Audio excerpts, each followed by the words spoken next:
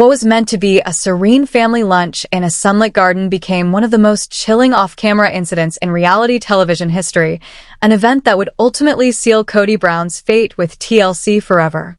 The scene was carefully planned as a soft public relations moment. Robyn Brown, her children, and Kody seated together in calm unity, meant to soothe growing public concern about the disintegration unfolding on screen. But Robyn's oldest son, Dayton, had never been comfortable with filming, and on that day, something inside him finally snapped. A small 3-person crew arrived just after noon, a sound technician, a camera operator, and an assistant producer. Instead of forced smiles and awkward compliance, they were met with a wall of tension so thick it was suffocating. Dayton refused to wear a microphone. He paced the back porch restlessly, his agitation impossible to ignore. When the camera operator gently tried to widen the shot to include him, the fragile calm shattered. Dayton exploded, not with ordinary anger, but with something raw, primal, and uncontrollable. His voice tore through the yard. "You're not filming me anymore," he growled. "She's being poisoned by you. All of us are." Then he lunged. Chaos erupted instantly. The boom mic crashed into a nearby chair. The cameraman lost his balance and slammed face-first into a stone planter. Blood splattered across the lens. Robyn screamed. But instead of rushing to restrain Dayton or protect the crew, Kody charged outside fueled by rage, not at his son, but at the production team themselves. His eyes burned as he shouted, "Why the hell didn't you turn the camera off sooner?" The moment was explosive. It was dangerous. And it was irreversible. That footage was never aired. Within hours, TLC executives convened an emergency virtual meeting behind locked studio doors in Burbank. The decision they reached was swift, cold, and final. Kody Brown was no longer safe for the network. Not as a father figure. Not as a narrator. Not even as a controversial personality. The call came from Julia Wright, the show's longest-serving executive producer. Her voice was unyielding. "Kody, we're done," she said. "One of our crew is in the hospital. You turned this family into a war zone. Effective immediately, you are finished." Kody sat frozen in his Arizona home office as the words landed. Outdated family portraits lined the walls. Knockoff leather furniture surrounded him like a hollow throne. His jaw clenched so tightly it looked as if his teeth might crumble. "This is impossible," he growled. Julia didn't flinch. "We've already made it happen." Then the screen went black. Hours passed before Robyn found him slumped in his chair, staring into nothing. The television murmured in the background, unseen. A whiskey bottle, barely touched for years, now sat half-drained on his desk. His eyes burned with manic desperation. "They assassinated me," he muttered. "They killed my legacy." But Robyn did not move toward him. She did not comfort him. She stood completely still. "You ruined your own legacy," she said quietly. "You let the show rot from the inside. You dragged our children into this. And now Dayton is broken again, because of you." Kody exploded to his feet, accusing her of betrayal. But when Robyn spoke her next words, steady, unshaken, everything changed. She was leaving, taking Dayton, going to St. George. No calls, no following, no redemption arc. "What's left of this family still deserves peace," she said. Kody begged. His voice cracked. But Robyn did not waver. "This is not something I have done to you," she said. "It is something you have done to yourself. Now live inside what you created." While Kody's world collapsed in Arizona, another silent reckoning was unfolding hundreds of miles away. Meri Brown had already seen the storm coming. For years she had observed, endured, documented. And now she was ready. Her private memoir, guarded for 3 years, was no longer just a tell-all. It was a vault of financial records, secret deals, betrayals, and emotional starvation. TLC, desperate to save its collapsing franchise, accepted her terms. The result, a 6-part confessional series, raw and merciless. Her first interview was filmed in a minimalist studio near Salt Lake City. A single wooden chair, soft lights, A side table stacked with documents labeled with names and dates. Meri faced the camera, with her back turned. "I let them tell my story for years," she said. "Now I'm telling it myself." Then she dropped the bombshell. As far back as season 8, Robyn had secured secret bonus compensation directly from TLC for emotionally intense episodes, especially those featuring her children and reinforcing her victim narrative. The other wives had never been told. Meri recalled filming a grief recovery retreat, her most vulnerable moment ever captured on camera, only to discover it had been entirely cut. Meanwhile, Robyn's storyline surged. Meri then unveiled shell companies, real estate transferred into Robyn's name, and unpaid production obligations buried behind legal smoke. "Robyn Brown is not helpless," Meri said. "She is a strategist." And Cody was her soldier. The internet detonated. Clips spread like wildfire across TikTok and Reddit. Fans returned in droves. By episode 2, Meri introduced emails of Cody begging producers to rewrite narratives. Voicemails of Robyn directing emotional manipulation. By episode 3, TLC committed the unthinkable. They sided with the wives. The show was officially renamed Sister Wives, Reclaimed. A massive billboard appeared in Times Square. Meri stood alone against a white backdrop, arms crossed. The words above her blazed. "The real wife. Meri Brown. She's done waiting." And Cody vanished. His once busy Flagstaff home fell silent. He was spotted only occasionally, at rural gas stations, bearded and muttering. A podcast failed after 3 episodes. A YouTube channel collapsed within a day. Comments were shut off. Robyn refused media contact. Dayton entered therapy. Lawsuits whispered quietly through sealed court records.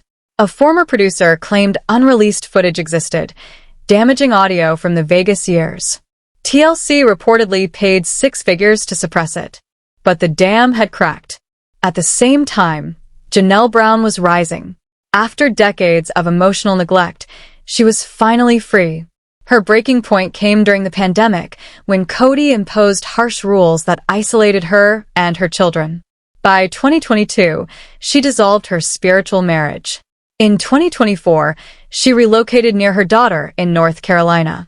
By 2025, she had secured her share of the fractured Coyote Pass land, $35,000 that symbolized far more than money. It was separation. It was choice. That same year, Janelle announced construction on her own home. With confidence, with pride. She built businesses. She reclaimed her identity. 2025 is the year I remove all toxicity, she declared, and she meant it. Meanwhile, season 19 revealed what fans had long suspected. Robyn, now isolated with Cody, was still unhappy despite getting everything she once claimed to want. The chaos she had mastered no longer served her. And for the first time, there was no one left to blame. The dynasty had fallen. The wives had reclaimed their voices. And Kody Brown, once the self-proclaimed patriarch, was left alone in the wreckage of the empire he destroyed. Robyn's unraveling did not arrive all at once. It came in quiet public moments that cameras no longer protected. Without Cody's manufactured authority, and without the shield of TLC's editorial hand, her expressions shifted. Her tears felt rehearsed. Her silence felt strategic. Fans who once defended her now dissected every word. The woman who had once dominated the narrative as the wounded newcomer had become the most isolated figure in the entire saga. For the first time, she was living without rivals and without purpose. Cody, meanwhile, began rewriting history in real time. In scattered online rants and failed podcast monologues, he reframed his downfall as a conspiracy. He blamed network betrayal. He blamed editors with vendettas. He blamed manipulated children. But never once did he blame himself. Yet the footage that surfaced through Meri's series contradicted every defense. The angry phone calls, the financial pressure, the emotional threats dressed up as leadership. The manipulation was no longer rumor, it was archive. Former crew members quietly stepped forward, some anonymously, some shaking as they spoke.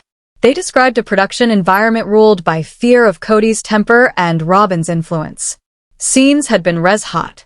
Arguments had been restaged. Meltdowns had been monetized. And every time another wife demanded fairness, she was told it would hurt the story. The story, it turned out, had only ever served two people. Christine, once dismissed as dramatic and unstable, experienced the most dramatic public redemption of all. Freed from years of emotional erosion, she re-emerged joyful, confident, and unapologetically alive. Her relationship with her children flourished. Her career expanded.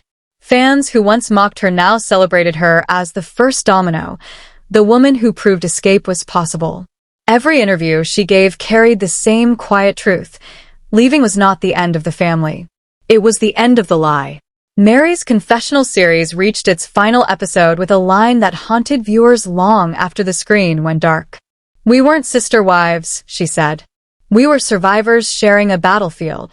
The silence that followed felt heavier than any accusation. TLC's ratings shattered records, but for the first time, the money flowed toward the women who had paid the emotional price for decades. Behind the scenes, legal tremors continued. Contracts were reopened. The compensation structures were challenged. Confidential settlements disappeared into locked files.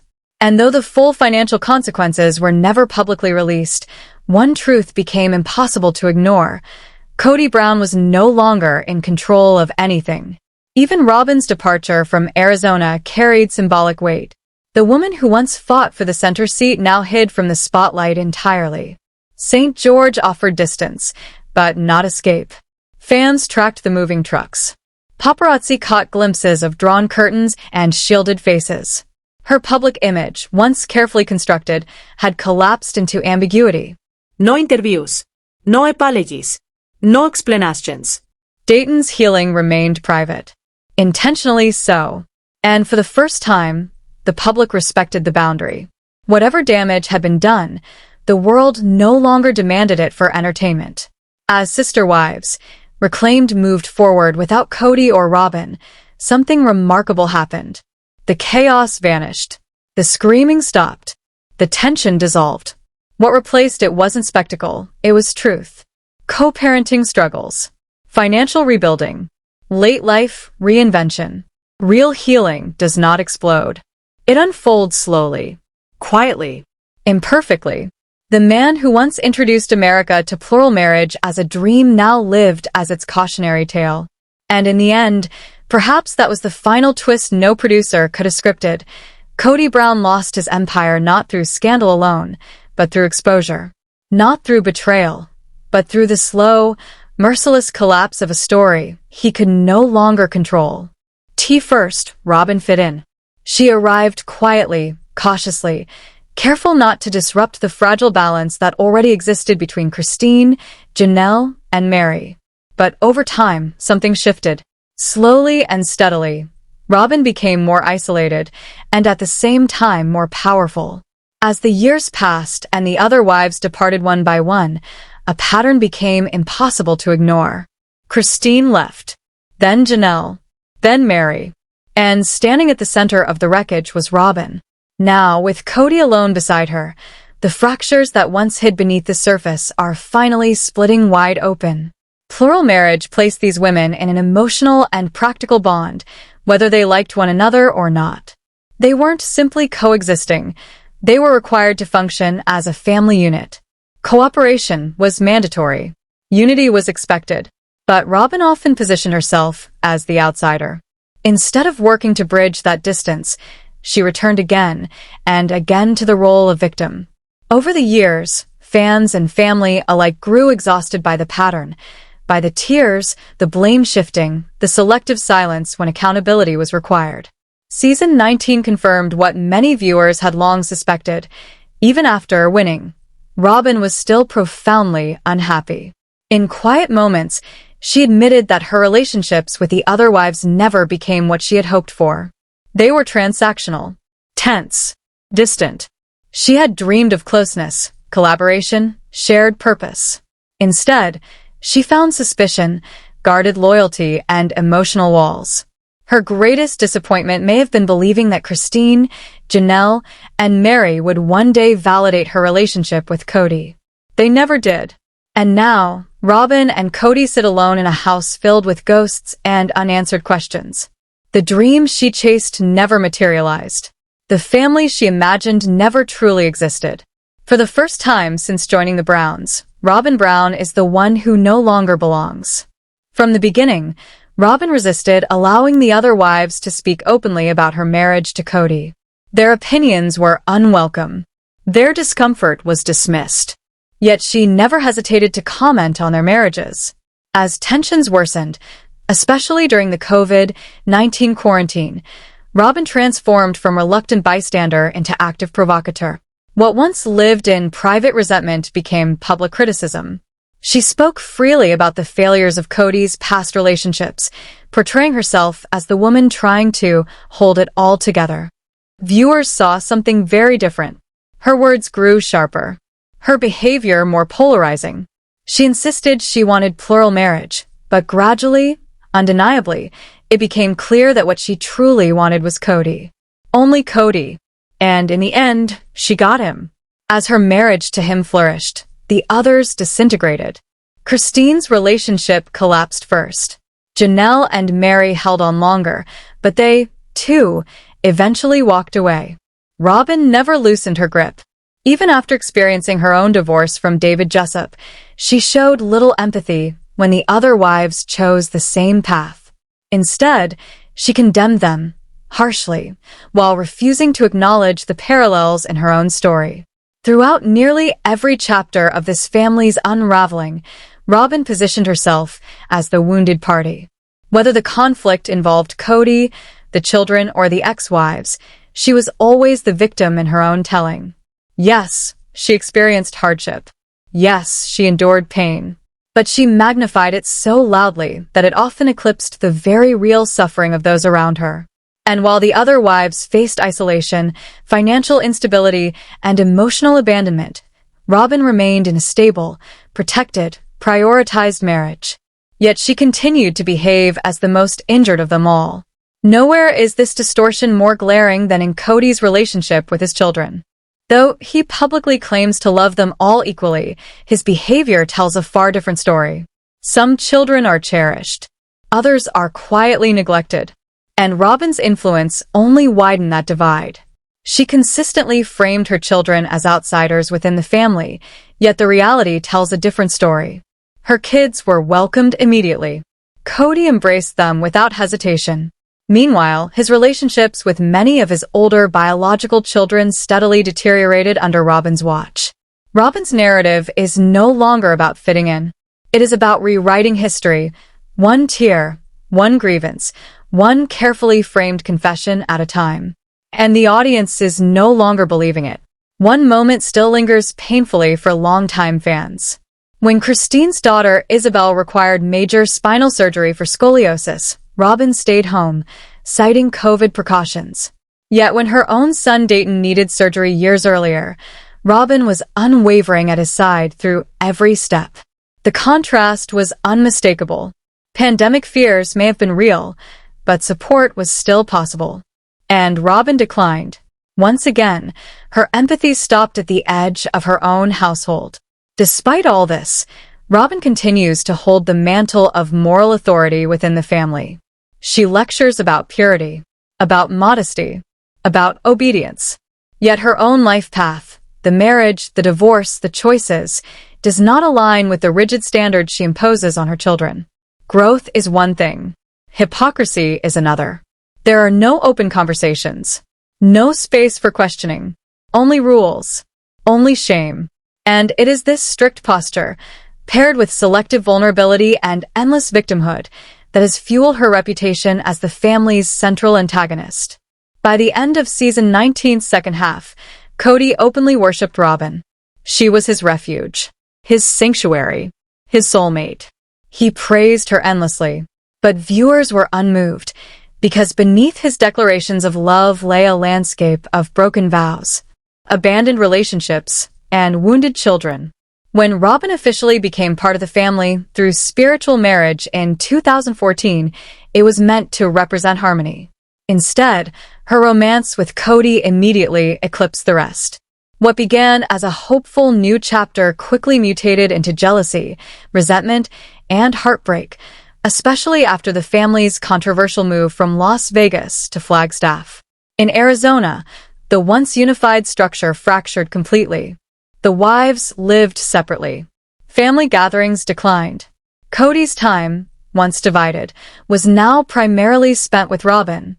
When the pandemic arrived, the separation hardened into emotional exile. Christine left in 2021. Janelle followed. Meri soon after. Through it all, Kody and Robyn clung to each other, yet even they struggled to adjust to monogamy. By the time season 19 aired, cracks were visible even in their union. And yet, after the mid-season hiatus, the couple staged what looked like an emotional reset. They spoke tenderly, shared spiritual moments, reflected on their journey. After Aurora's baptism, Kody declared, "I'm a fool for my woman." Robyn once called him her soulmate, and perhaps they are. But the cost of that soulmate connection is written across the ruins of the plural family they once promised to protect. Their love grew stronger as everything else collapsed. And now, as they move deeper into a bond that no longer includes sister wives, the consequences follow them. Quietly, relentlessly, and without forgiveness. What remains now is not passion, not victory, not even romance in its purest form, but reckoning. The house Robyn and Kody share is quiet in a way it never used to be. Not the peaceful quiet of contentment, but the hollow stillness that follows collapse. There are no more rotating schedules. No more family councils. No more shared goals disguised as unity. Just two people, surrounded by the wreckage of everything that once validated them. Robyn once believed she was building a future inside a living, breathing family. Instead, she inherited the ruins of one. The sisterhood she claimed to want never materialized. The collective motherhood she imagined dissolved into boundaries, bitterness, and separation. And now, with no rivals left to compare herself to, no opposition to define her role, she stands exposed to the one truth she can no longer deflect. Winning did not bring fulfillment. Kody, too, is discovering that devotion without balance curdles into isolation. The man who once thrived on authority, movement, and constant emotional negotiation now lives in stillness he never prepared for. There is no counsel to dominate. No defiant wife to conquer with rhetoric. No rotating affection to manage. The structure that once fed his identity is gone. And without it, the performance no longer holds. They still speak of faith, of destiny, of spiritual bonds that outlived everything else. But faith alone cannot mend decades of emotional erosion. Destiny cannot justify children who no longer call. Public declarations cannot erase private estrangement. And love, no matter how loudly it is proclaimed, cannot compensate for a family that no longer exists. In the end, Robyn did not steal the family. Kody did not simply lose control of it. The family collapsed under the weight of favoritism, silence, competition, and unresolved pain. Each departure was not a betrayal. It was an exhaustion. Christine left to breathe. Janelle left to survive. Meri left to finally be seen. And Robyn stayed, not because she conquered, but because she was the only one left willing to remain inside the structure as it crumbled. Now the roles are reversed. The woman who once framed herself as the outsider is inside alone. The man who once presided over abundance now governs absence. There are no sister wives left to blame. No rival households to resent. No shifting alliances to exploit. Only reflection remains, and reflection is the one thing they avoided for years. The story of the Brown family was never truly about plural marriage. It was about power, validation, sacrifice, and the price of suppressing pain for the sake of appearances. It was about women taught to endure instead of choose. About children who learned which love was loud and which was quiet. About a man who mistook control for leadership and admiration for loyalty. And now that the cameras are quieter, the audience has shifted. The cheers no longer follow Kody. The sympathy no longer rushes toward Robyn. It settles instead with the ones who walked away with nothing but dignity and rebuilt from the ground up. Christine found joy. Janelle found independence. Meri found her voice. And Robyn is left with the man she fought to keep, and the family she could not save. If this was ever meant to be a fairy tale, it ends not with a crown, but with a mirror. And mirrors do not flatter. They only tell the truth. The transcript presents a dramatic account of the final collapse of the Brown family as portrayed through a series of explosive off-camera events, personal breakups, and public reckonings. It begins with a volatile incident during a planned garden lunch shoot involving Robyn, Cody, and their children, where Robyn's son Dayton allegedly lashed out at the production crew. The situation escalated into physical chaos, leading to injuries and an emergency intervention by TLC executives. As a result of this incident and accumulated concerns over safety and control, Cody was abruptly removed from the network. This marked the end of his long-standing role as the public face of the family. Following Cody's dismissal, the transcript shifts into the emotional and relational fallout. Robyn, once portrayed as his most loyal partner, ultimately leaves with Dayton, accusing Cody of destroying both his legacy and their family's stability.